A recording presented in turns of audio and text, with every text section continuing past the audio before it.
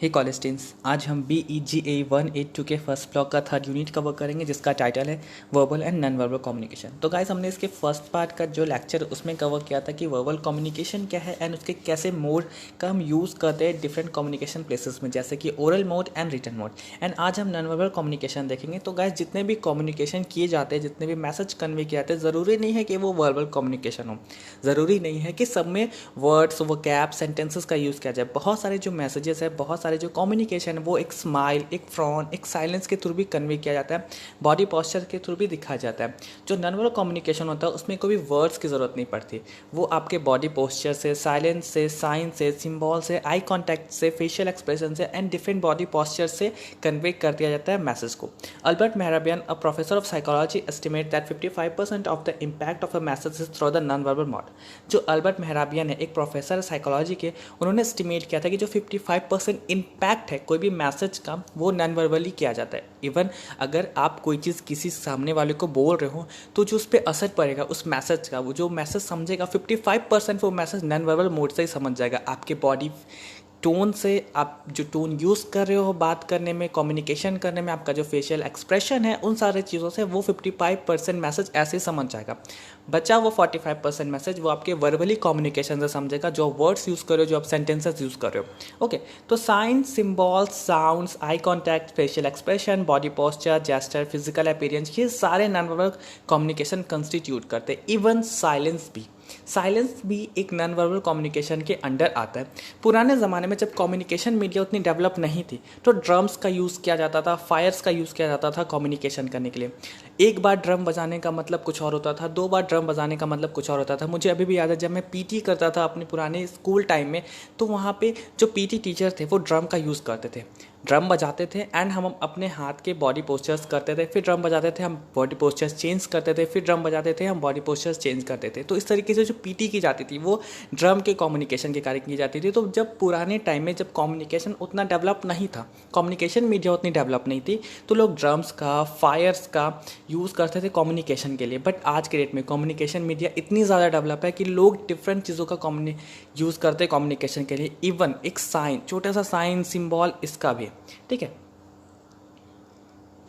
तो जो सिंबल्स है, साइंस है, इसका आराम से यूज़ किया जाता है वन वे कम्युनिकेशन के लिए, एक तरफा कम्युनिकेशन के लिए। मतलब आप कोई चीज़ समझाना चाह रहे हो, है ना, जो उसको आप बार बार नहीं बोलोगे, एक बार कोई चीज़ बोल दो एंड लोग उसको जब भी देखे समझ जाए। फॉर एग्जांपल, आप हाईवे पे जा रहे हो, ठीक है ना, आपको हाईवे पे पोस्टर दिख गया हॉस्पिटल का मार्क दिख गया, आगे रोड बैरियर का मार्क दिख गया, आगे मॉल का मार्क दिख गया, तो आप समझ जाते हो कि हाँ, आगे मॉल है, आगे हॉस्पिटल है, आगे रोड बैरियर है। या फिर डिफरेंट ट्रैफिक सिग्नल्स को आप देख के समझ जाते हो कि अभी क्या करना है, रेड लाइट से स्टॉप होना है, ग्रीन लाइट से गो होना है। तो ऐसे बहुत सारे साइंस एंड सिंबल्स हम डेली अपने लाइफ में यूज़ करते हैं, कम्युनिकेट करते हैं।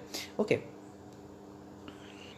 अगर हम इसको और अच्छे से समझें तो एक पेट्रोल पंप का फिगर, या फिर बोला जाए एक टेलीफोन बूथ का फिगर, एडुकेट होता है एक पर्सन को ये जानने के लिए कि आगे कोई पेट्रोल पंप हो सकता है या फिर आगे कोई टेलीफोन बूथ हो सकता है। अगर आप कोई हाईवे पे निकलो, अगर आप कोई रोड पे निकलो, तो आप आम तौर पे अपने डेली लाइफ्स में, है ना, छोटी छोटी कम्युनिकेशन कर ही लेते हो, छोटे छोटे साइंस एंड सिंबल से चीज़ें समझ ही लेते हो, ठीक है। इसी तरीके से अगर हम स्कूल बेल के बारे में जाने, जब मैं अपने स्कूल टाइम में था, है ना, तो स्कूल बेल बजता था, हमें समझ में आ जाता था कि भाई रिसेस हो गया, अब लंच करना है। स्कूल बेल बजता था, हमें समझ में आ जाता था कि भाई अब रिसेस खत्म हो गया, हमें दूसरे पीरियड्स देखने हैं, हमें दूसरे लेक्चर्स कवर करने, ठीक है। तो स्कूल बेल हो गया, आपका कोई भी साइन हो गया, आपका कोई भी सिंबल हो गया, पेट्रोल पंप का, टेलीफोन बूथ का, मॉल का, हॉस्पिटल का, ये सारे एक वन वे कम्युनिकेशन क्रिएट करता है, जिससे कि जो आम तौर पे, है ना, जो लोग हैं वो आसानी से समझ जाते हैं। एंड यहाँ पे कोई लैंग्वेज बैरियर भी नहीं होता, है ना। अगर आप हिंदी लैंग्वेज बोल रहे हो, कोई इंग्लिश लैंग्वेज बोल रहा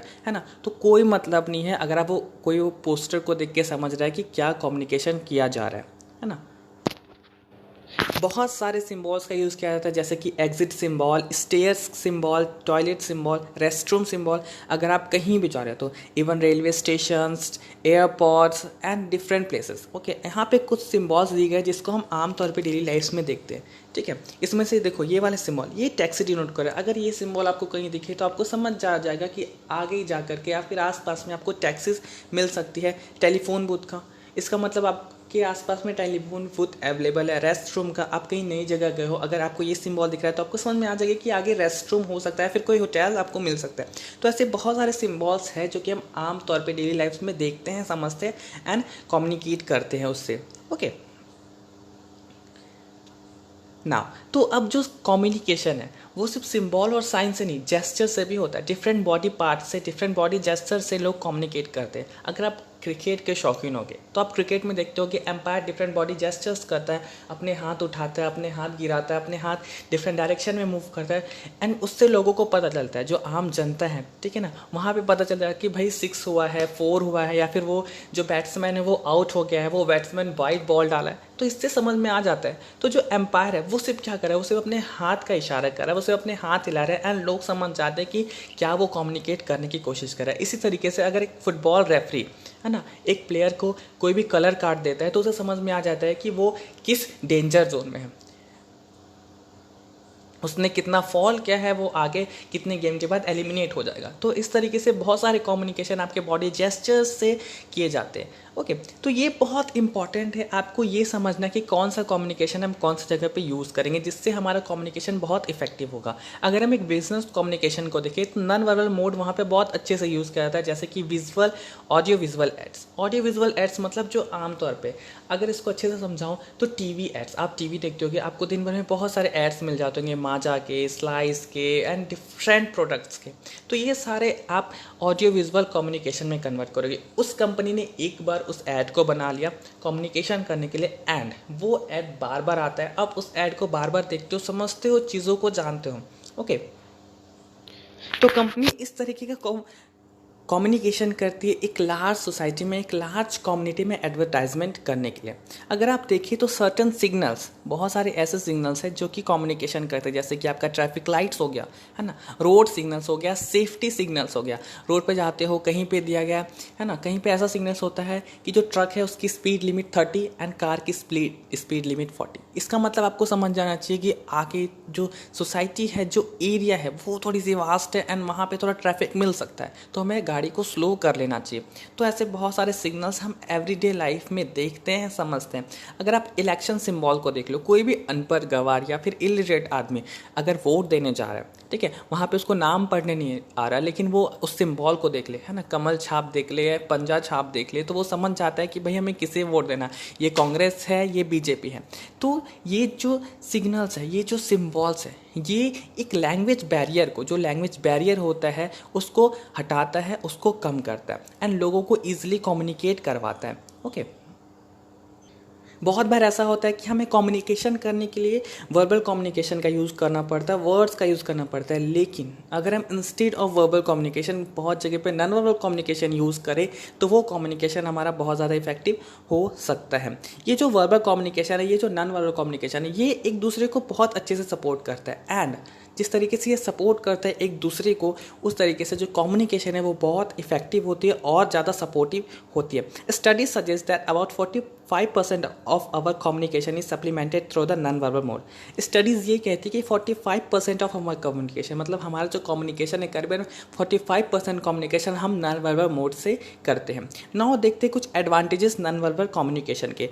visual communication is a very advantage when quick communication has to be made to a large group और a person has to understand a short simple message in a fleeting moment. तो ये जो visual communication, ये बहुत ज़्यादा adventurous है ना, बहुत ज़्यादा एडवांटेज है। अगर हमें एक क्विक कम्युनिकेशन करना है एक लार्ज ग्रुप में, अगर हमें तुरंत कम्युनिकेशन करना है एक लार्ज ग्रुप में, बहुत सारे लोगों के बीच में, जो कि तुरंत समझा भी जाए एंड तुरंत समझ में भी आ जाए एंड तुरंत आपको उसका रिप्लाई भी मिल जाए, तो विजुअल कम्युनिकेशन बहुत ईजी होता है एंड बहुत एडवांटेज होता है, बहुत इफेक्टिव होता है।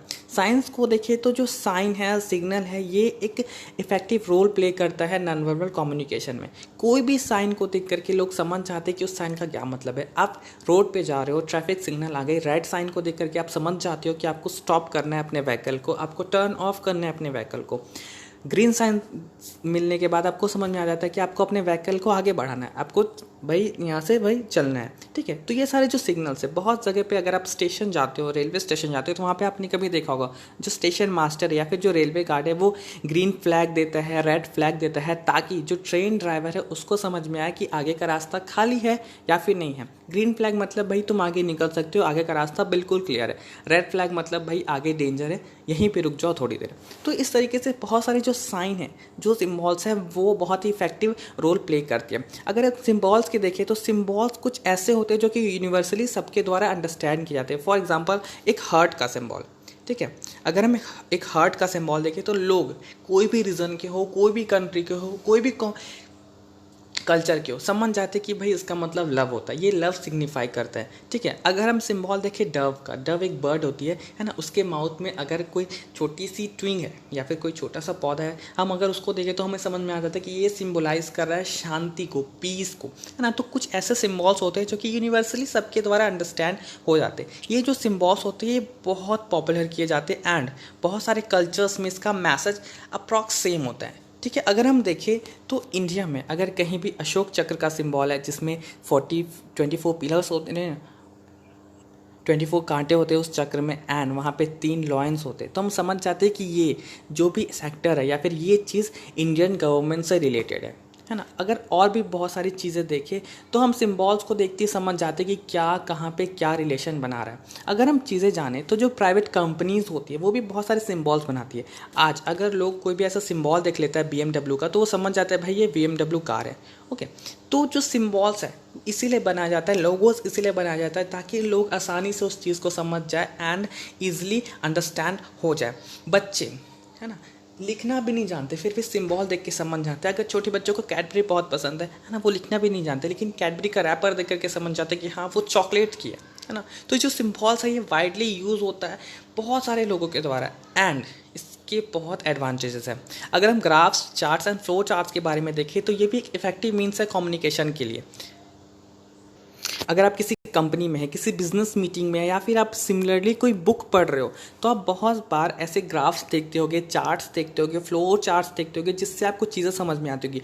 आपको अगर इंडिया की जीडीपी दिखानी है या फिर आपको अगर कहीं बुक में इंडिया की जीडीपी मिल रही है जो कि एक चार्ट में बनी हुई, तो आप समझ जाओगे। या फिर आपको जीडीपी का रेट देखना है डिफरेंट कंट्रीज़ में, उस चार्ट में बनी हुई, तो आप समझ जाओगे। ऐसे बहुत सारे चार्ट्स, फ्लो चार्ट्स, ग्राफ्स का हम यूज़ करते हैं अपनी डे टू डे लाइफ में कम्युनिकेशन करने के लिए, है ना। कंपनीज़ में, बिजनेस मीटिंग्स में लोग प्रेजेंटेशन के साथ ग्राफ्स, चार्ट्स, फ्लो चार्ट्स का यूज़ करते हैं चीज़ों को अच्छे से समझाने के लिए। फॉर एग्जांपल यहाँ पे 2 चार्ट दी गई, एक ग्राफ दी गई, यहाँ पे दिया गया है कि जो मोड ट्रांसपोर्ट है, जो लोग हैदराबाद में ऑफिस जाते हैं, जो मोड ऑफ ट्रांसपोर्ट वो यूज़ करते हैं वो कैसा है ना। तो यहाँ पे साइकिल है, बस है, 2 व्हीलर्स है, कार्स है। तो इस ग्राफ को देख करके कोई भी समझ जाएगा कि कितने लोग साइकिल का यूज़ करते, कितने लोग बस का यूज़ करते, कितने लोग 2 व्हीलर्स का यूज़ करते, कितने लोग कार का यूज़ करते हैं ऑफिस जाने के लिए एक मिनिमम या फिर लिमिटेड पीरियड में, ओके। अगर हम दूसरा ग्राफ देखें, दूसरा पाई चार्ट देखें, तो यहाँ पे दिया गया है कि जो मनी स्पेंड बाय गवर्नमेंट, ठीक है, पैसे जो गवर्नमेंट के द्वारा स्पेंड की जाती है डिफरेंट सेक्टर्स में। यहाँ पे देखिए एक सेक्टर डिफेंस का, एक एग्रीकल्चर का, एक इरिगेशन का, एक पावर का, सर्फेस ट्रांसपोर्टेशन का, एविएशन का, टूरिज्म का, एजुकेशन का।